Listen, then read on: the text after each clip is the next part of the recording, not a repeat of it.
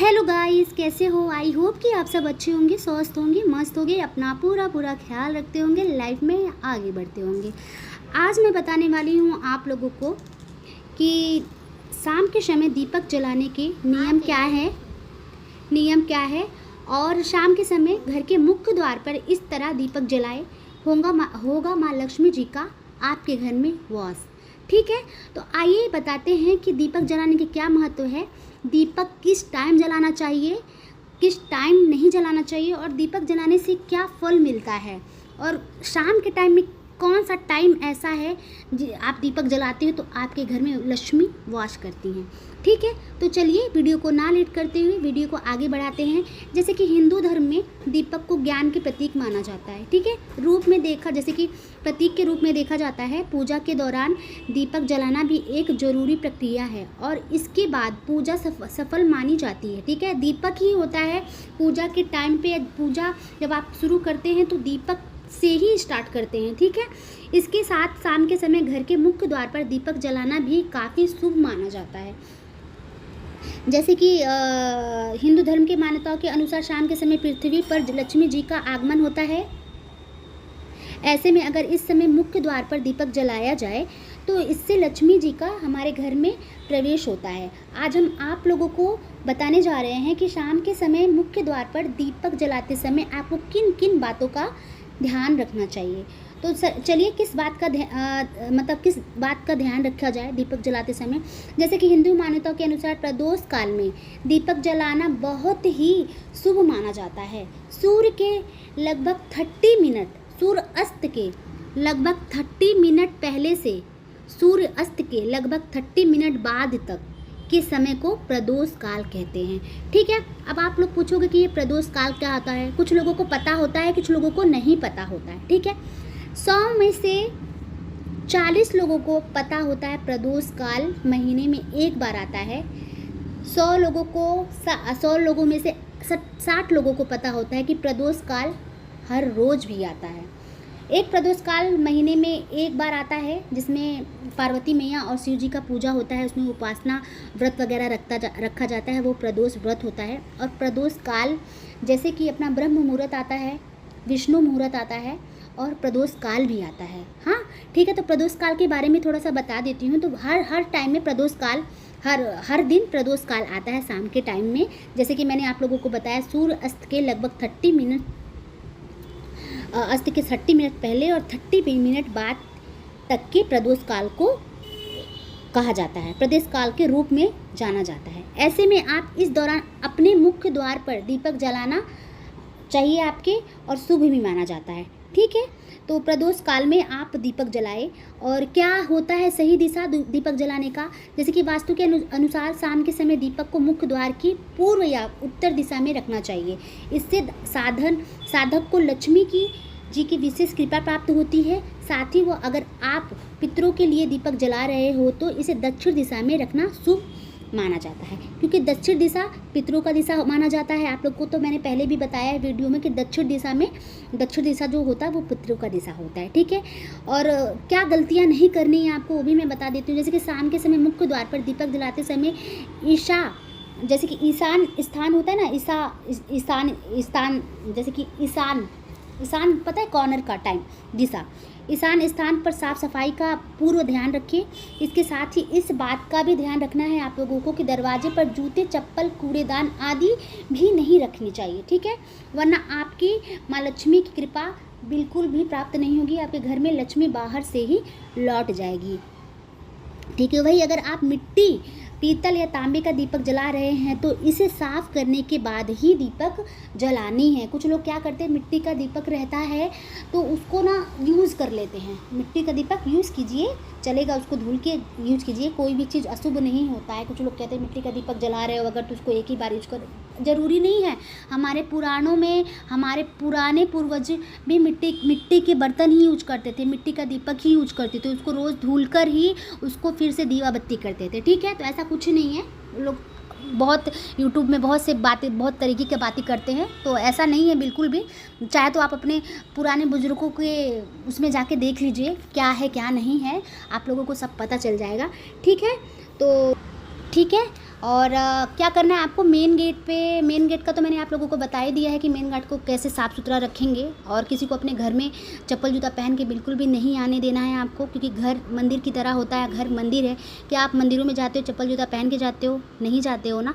तो आप अपने मंदिर में अपने घर में चप्पल जूता बिल्कुल भी पहन के नहीं आना है आपको, और किसी और को भी नहीं आने देना है, क्योंकि आपके घर में आप मंदिर रखे हो, और मंदिर में हम चप्पल जूता पहन के नहीं आते हो। और जिस घर में मंदिर होता है वो स्वयं ही घर मंदिर होता है, ठीक है।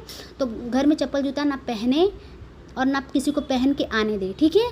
तो तब तक के लिए चलती हूँ। और हाँ, एक बात और कहनी है कि आप लोग क्या बोलते हैं कि आजकल का ये हो गया है, क्या बोलते हैं कि फैशन हो गया कि लोग घर में चप्पल पहन के घूमते हैं। तो ऐसा बिल्कुल नहीं करना चाहिए, बहुत गलत होता है ये चप्पल पहन के घूमना पूरे घर में, फैशन में, पैर गंदे हो जाएंगे। अरे तुम अपने घर के मंदिर में तुम चप्पल पहन के घूम रहे हो, बिल्कुल नहीं। कुछ लोग तो ये कहते हैं अरे हम तो घूमते हैं, ऐसा कुछ नहीं, हमारे घर में तो पैसा भरा हुआ है। ऐसा कुछ नहीं है, भरा हुआ है तो भरा है, लेकिन कब वो पैसा जाएगा पता भी नहीं चलेगा, ठीक है। और लक्ष्मी को तो आप लोगों को पता है, लक्ष्मी चंचलता होती हैं, चंचल, वो आती जाती रहती हैं। हाँ, वो जब तक आप चप्पल पहन रहे हो तब तक तो ठीक है, पैसे हैं, ठीक है, सब कुछ सब सही सही चल रहा है। कब तक ऊपर से आप नीचे गिर जाओगे आपको पता भी नहीं चलेगा। आप सोच भी नहीं पाओगे कि ये हुआ क्या हमारे साथ। हम अचानक ऊपर से अचानक नीचे से कैसे नीचे गिर गए, कैसे हम कंगाल बन गए, कैसे हमारे ऊपर एक पे एक विपदा आती जा रही है, हमारे घर में संकट आते जा रहे हैं, हर तरीके से तकलीफ़ें झेलने पड़ रही है, ठीक है। तो ऐसा बिल्कुल भी नहीं करना है आपको। घर में चप्पल जूता बिल्कुल भी पहन के नहीं आना है और ना किसी को आने देना है, ठीक है। और जो देखो, जो मैं बोलती हूँ ना वो अब मेरा अनुभव है और ग्रंथों के हिसाब से मैं बोलती हूँ। जो करती हूँ उपाय वो आप लोगों को बताती हूँ, जो पता है वो मैं आप लोगों को बताई हूँ। मेरा उपाय करके देखिएगा। जो मैं उपाय आप लोगों को बताती हूँ बहुत ही मतलब सटीक उपाय होता है, बहुत सिद्ध उपाय होता है, और करती हूँ तो आप लोगों को बताती हूँ। जो सही है वो बताती हूँ। आजकल ऐसा नहीं कि कहीं से भी वीडियो उठा के कहीं पे डाल दिया, नहीं, ये खुद का बनाया हुआ वीडियो मेरा होता है, खुद का वॉइस दिया हुआ मेरा वीडियो होता है।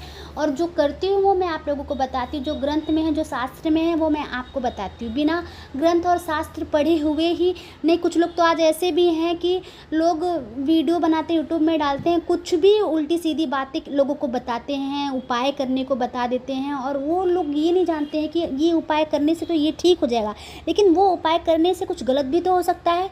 कुछ ऐसे उपाय होते हैं, जैसे कि अभी कुछ लोग बोल देते हैं कि ये मंत्र कर लो, ये मंत्र करने से आपके घर में लक्ष्मी आ जाएगी, कुबेर देव आ जाएगी। जी नहीं, 108 बार कर लो, 1000 बार कर लो, तो इससे ऐसा नहीं होता है।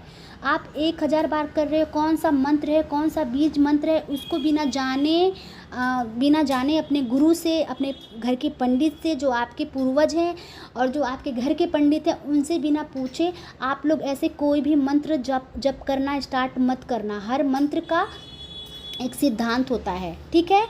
कोई मंत्र तो ऐसा होता है बिना गुरु के तो वो मंत्र पढ़ ही नहीं सकते आप। जो लोग बोलते हैं 11,000 बार कर लो तो ऐसा हो जाएगा, ऐसा बिल्कुल भी मत करना।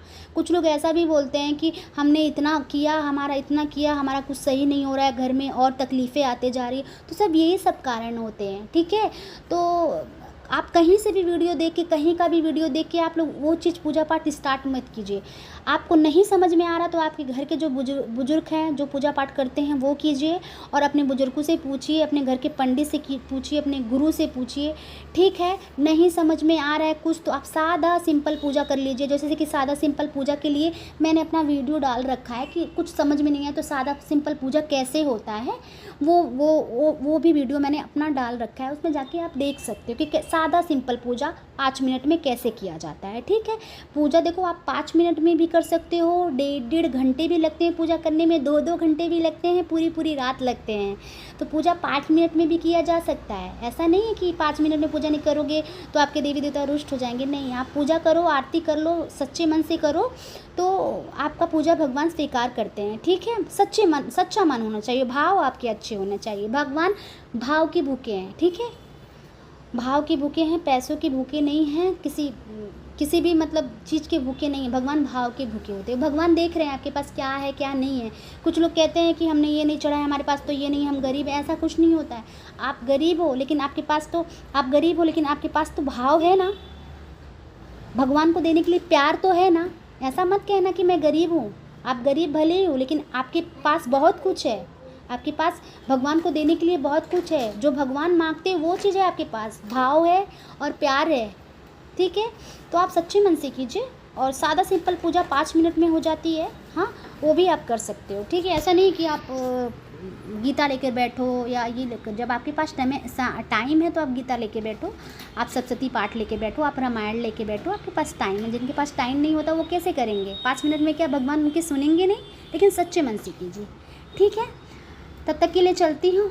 और जो मेरे चैनल को सब्सक्राइब नहीं किए, जल्दी जल्दी जाके मेरे चैनल को सब्सक्राइब कीजिए, लाइक कीजिए, ज़्यादा से ज़्यादा शेयर कीजिए और खूब भर भर के मुझे प्यार दीजिए। ठीक।